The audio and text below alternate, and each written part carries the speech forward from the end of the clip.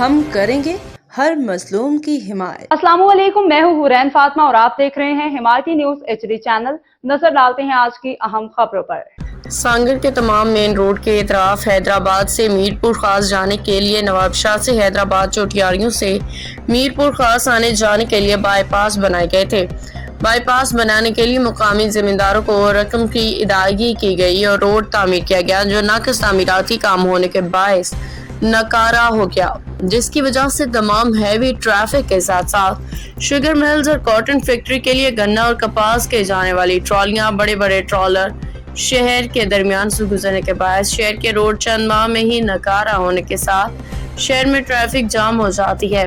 ضلع انتظامیہ کی عدم توجہ کی وجہ سے بائی پاس تعمیر نہیں ہو رہے۔ چیئرمین میونسپل کمیٹی راشد اسلام مغل نے ڈپٹی کمشنر سانگر سائرہ جاوید صاحبہ کو لیٹر لکھا کہ فوری طور پہ بائی پاس کو فعال کر کے ہیوی ٹریفک کے لیے کھولا جائے۔